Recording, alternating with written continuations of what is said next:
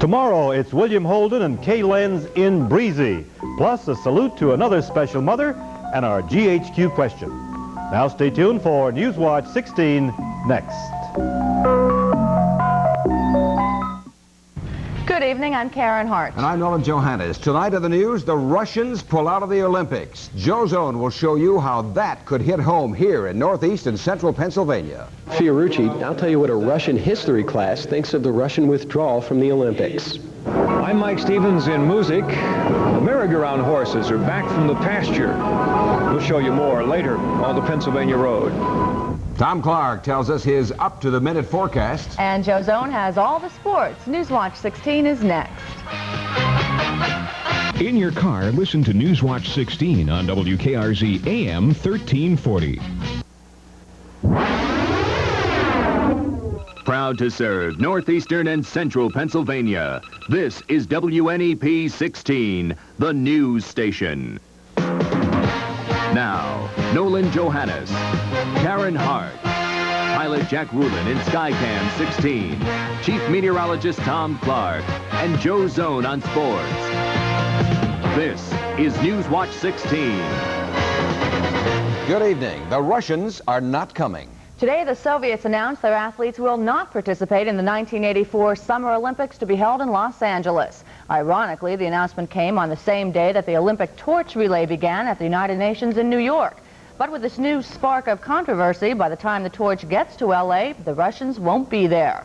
The Soviet National Olympic Committee says it's pulling out of the Games because it says the Americans did not intend to ensure the security and rights of the Soviet athletes. The White House says that's totally unjustified. The head of the Los Angeles Olympic Committee says we're apparently paying the price for the American boycott of the Moscow Games, and the ones who are hurt are the athletes. How do athletes around here feel about that Soviet action today? Newswatch 16 sports director Joe Zone went out today to get that side of the story. Joe? Mixed reaction so far, and I'm not surprised about that. We have several area athletes involved. We had a chance to talk to most of them today. The Russian pullout could really hit home right here in northeastern and central Pennsylvania, especially if any of our local Olympic hopefuls make the U.S. team. Our kids are busy right now preparing for the next 2 difficult months before the trials, but not too busy to talk about today's Russian pullout. The Parkettes Gymnastics Club in Allentown has a national reputation as one of the top schools in the country. Currently, the school boasts 3 Olympic hopefuls, and one of them, 15-year-old Tracy Henkel, is disappointed by the Russians' decision. We haven't been in a head-on competition for a while, and some of the gymnasts will be disappointed because they're really looking forward to taking a shot at the Russians. I think it'll give a lot more countries a chance of winning medals than it would before because the Russians are so awesome. Rich Meeker of Plymouth is an Olympic cycling hopeful. He's home now in between training and racing. When he heard the news today, he was at first surprised and then disappointed. Meeker, too, talks about the Soviet skill at his sport and how their absence will make a difference. Would the winning of a medal lose some meaning because the Russians aren't there? I think it would in a way because their athletes are just so good in so many aspects. It's unbelievable, you know. But another cycling hopeful, Dave Lettieri of Scranton, who we reached at the Olympic training facility in Colorado Springs by phone, has another point of view. I was pretty happy to hear that, and just for the fact that it would help U.S. cycling in the Olympics, because currently I think in most events we're 3rd or 4th. And without the Russians, you know, we could possibly get a lot of, quite a few medals, and for cycling that would really help it. Swimmer Sue Heon of Clark Summit, who's currently ranked 5th in the nation in the 800 freestyle, has already dealt with the Russians. According to her father, Sue swam against and beat the Soviets' best swimmers in international competition. Her father says, therefore, the Russian pullout means very little to his daughter, who will be more concerned with the East Germans. So the athletes, just like I think you and I and the average people, coaches, mixed opinions so far, and I'll have more about that in the sports coming up later. Okay, appreciate it. Thank you, Joe. The head of the U.S. Olympic Committee says he's sad that politics have cast a dark shadow over the Games. Newswatch 16's Dan Fiorucci talked about Soviet politics with a Russian history professor and his class at the University of Scranton this afternoon. At noon today, the Soviet Union announced that it was going to boycott the 1984 Summer Olympics. It was the subject of discussion at the start of Professor John Earle's Russian history class at the University of Scranton. the Russian pullout from the Olympic Games. A lot of people might be quite surprised about this, but I, for one, am not all that surprised, because I think 4 years ago, when we decided to boycott the Soviet Olympics in Moscow, they were very, very upset. Most students in the class seemed unconcerned about the Russians getting out, and some were downright happy. I think it'll be good because for the first time we'll have all amateurs in the Olympics. But Professor Earl didn't see things that way. He thinks the Russian pullout will hurt the Games. I think this is going to hurt the Olympics because I think many of your Eastern Bloc countries, I think a lot of the third world powers will probably follow the Soviet boycott. It's going to be a rump Olympics, unfortunately, and I'd bet you right now we win it. At least the kids say they'll watch. How many of you will not watch the Games, as a result of the loss of Russian and presumably Eastern Bloc countries participating in it? You'd all still be interested? Boy, you made ABC feel better. Dan Fiorucci, Newswatch 16 at the University of Scranton. Newswatch 16 would like to know how you feel about the Soviet pullout from the Olympics, so tonight we're conducting a telephone survey. Tonight's question, do you think the Soviets' Olympic pullout means the Cold War is getting hotter? If you vote yes, the pullout means the Cold War is getting hotter. Call 1-900-210-3440. That's 1-900-210-3440 to vote yes.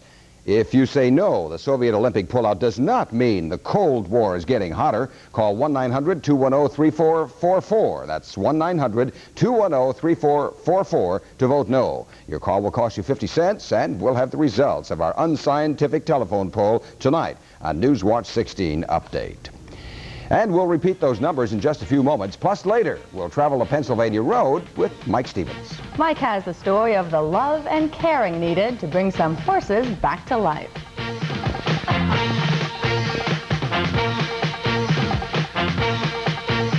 Behind the scenes of Pennsylvania's Dolphin Show. Tonight at 7. And once again, the telephone numbers for tonight's Newswatch 16 survey on the Soviets' decision not to participate in the Los Angeles Olympics. Our question to you, do you think the Soviets' Olympic pullout means the Cold War is getting hotter?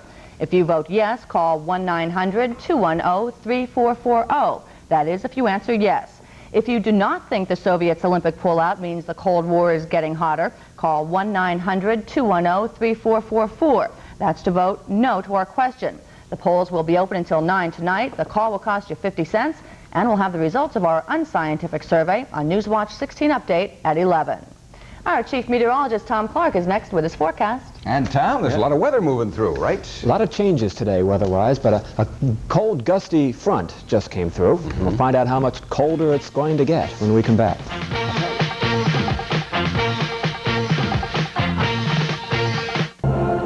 Roses are red and violets are blue. To all of our mothers, WNEP loves you. To make this Mother's Day special, WNEP wants to honor our mothers by sending them flowers. During the week of May the 7th on Darling for Dollars, I will deliver a bouquet of roses to 5 special mothers. If you would like to nominate your mother, send her name, address, and phone number to WNEP TV 16 of Volca, Pennsylvania, and tell us why she is so special. Enjoy, enjoy. You know, Karen, about 5 o'clock this afternoon, I snuck a peek out in the backyard. Yeah. Because all that weather was going through, the wind was blowing, the rain was coming down. And out there was this huddled form with a parka on, right? That was me. Yeah, looking up like that and putting on the facts and figures. I guess that was you, wasn't it? That was me, and that was the cold front pushing through. Wet, too. It was wet. I've had a ½ inch of rain in this backyard up to this point, and it's still coming down now. Before we begin, I'd like to say hi to all the nice people I met this afternoon of the Allied Services, of the Services Action Committee over at the ICS building in Scranton. Nice folks, good company, and I had a good time out there. Now let's check the reading as it stands under the rain. Temperature is dropping behind this cold front, 55 now, with the humidity rising at 86%. The wind west at 7, the barometer rising. Today's air quality index, moderate or fair on the scale, no problems. A 51 in Wilkes-Barre and a 52 in Scranton. The range in temperature, 71. With the sunshine early this afternoon, and then the front came in, the low so far today, 53. Normal 67 and 46. The record low, 30. Look at that, set back in 1956. And the Ducks in Elysburg did not mind the rain today. They're having a good time. Speaking of rain, last week's rainfall had a pH measurement of 4.2 on the scale. Now, this sample was measured down at Wilkes College in Wilkes-Barre and comes to me courtesy of the Northeastern Pennsylvania Environmental Council. So indeed, anything less than 5.6 is considered acidic, and so the acid rain continues to fall, and probably today's rain had some sort of an acid level in it as well. Now let's go to the Newswatch 16 color satellite picture. Take a look. You can see the line of clouds in the east. Right here, this front now pushing across eastern Pennsylvania, and with it some very gusty rain showers. But now the wind has settled down, but there's quite a bit of rain falling behind this front all the way out into eastern Ohio. Rain and snow mixed at this hour across portions of northern Michigan and Wisconsin. No snow in our forecast. Thank goodness. They'd probably fire me if I had snow in the forecast this time of year. But look at this, a surge of dry, very chilly air coming in from the west. Some thunderstorms down to the south. A nice clear day over Texas. The nation's hot spot was over in Palm Springs, 102 this afternoon. Now here's the forecast for tonight. I'm going to call it a rainy night. Rain will continue light through the evening hours tonight, probably taper off after midnight as some clearing tries to move in, but no severe weather, no heavy weather the balance of this night. So that's good news. 44 in Troy, the low in West Nanticoke about 46. In the middle 40s in Shohola, Pocono Summit 43, Pottsville 47, the low in Mifflinburg about 46 tonight. Now tomorrow, a definite chill in the air. You'll need a warm jacket for comfort outside tomorrow. Maybe a few rain sprinkles late in the day, but the wind gusting up to 27 at times coming in from the west. A cool day with lows only in the low 50s in Lanesboro, Susquehanna County, mostly in the 50s tomorrow. Branchdale, Susquehanna County, may just touch 60. Browntown, 57. The high tomorrow. The Health Watch is showing, well, slightly below normal temperatures. Reflexes may be on the high side, and your ability to concentrate may be improved over what it was today. Sunrise and sunset right there. Okay, rain tonight, cooler tomorrow, 57, partly sunny skies, more clouds than sun. Thursday looks nice, 62. Friday up to 67, should be dry, and I'm looking for temperatures in the low 70s on Saturday. But 10 to 15 degrees below normal the next couple of days. That's all right. Karen's excited about the weekend already. Yeah, that looks good for Saturday. I should hear her squealing with joy. Newswatch 16 continues with Joe Zone and all the sports. Joe will have more reaction to that decision from Moscow, so stay with us.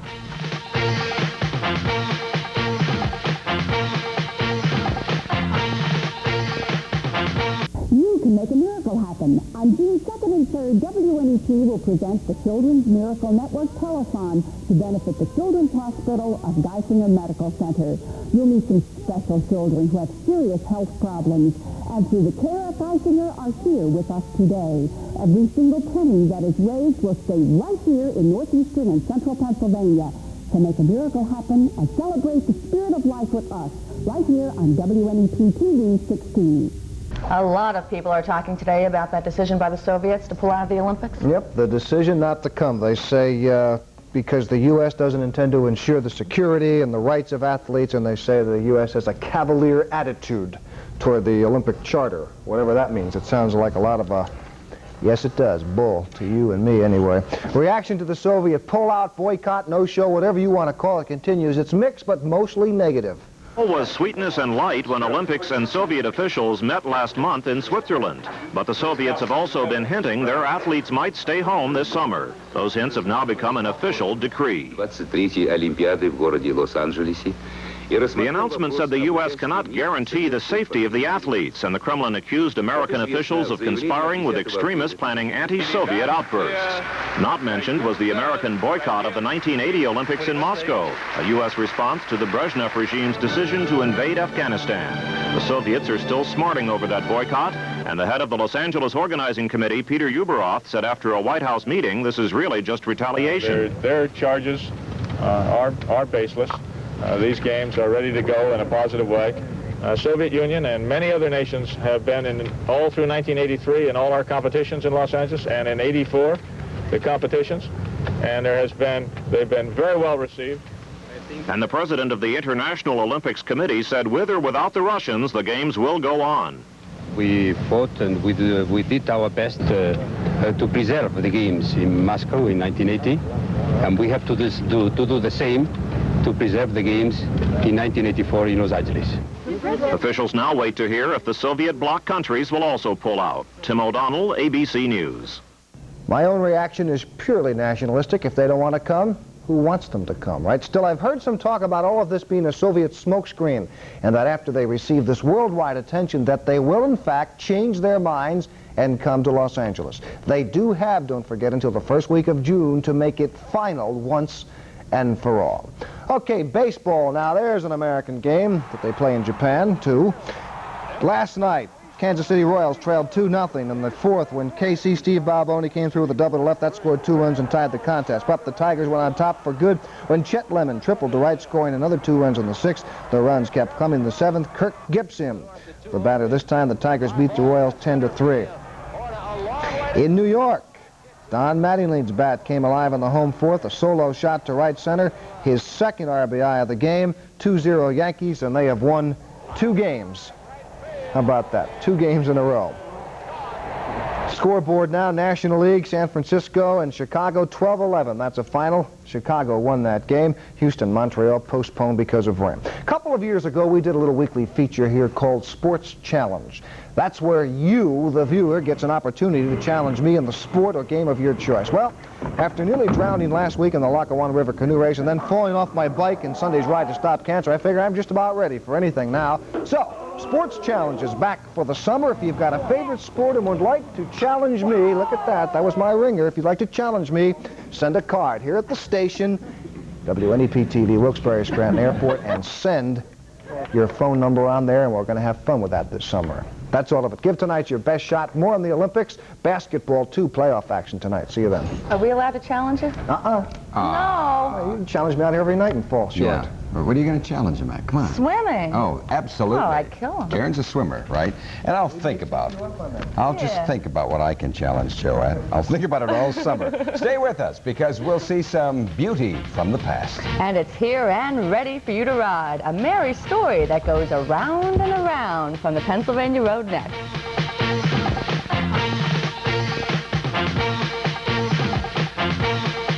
Hey, Joe.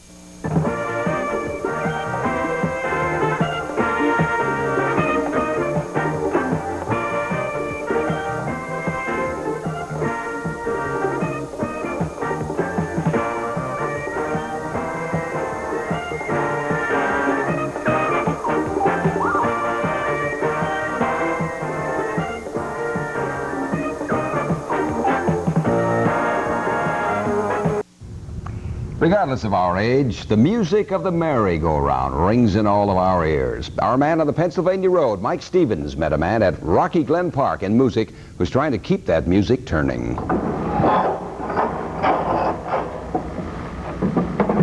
There's some things in this world we ought to hang on to.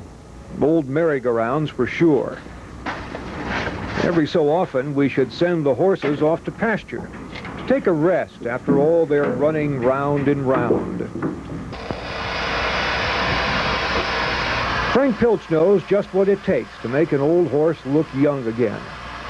When you think about it, 3 years old, 83 years old, and they're all hand-carved, all made out of wood.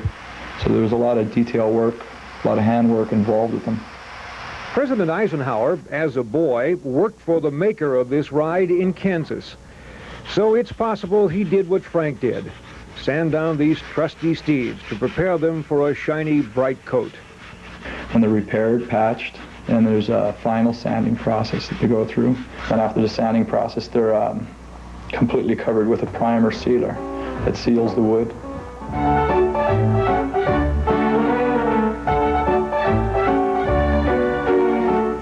You paint merry-go-round horses in the brightest colors you can find, the better to reflect the gleam in a child's eye.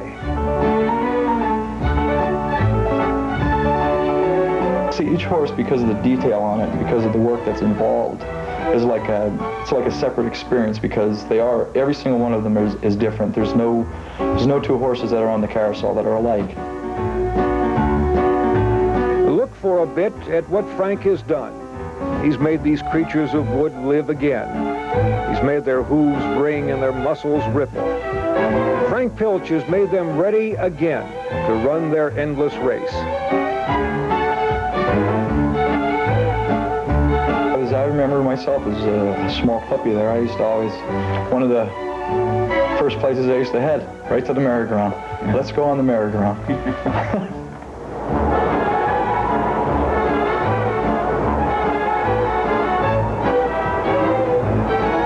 Let's ride for a while on Frank's finished work. Let's be kids for a while. You can, you know, on a merry-go-round. You can be anything you want. And that's something we ought never lose. I'm Mike Stevens, Newswatch 16 on the Pennsylvania Road in Moosic. And how the children will remember. Oh, right? yeah.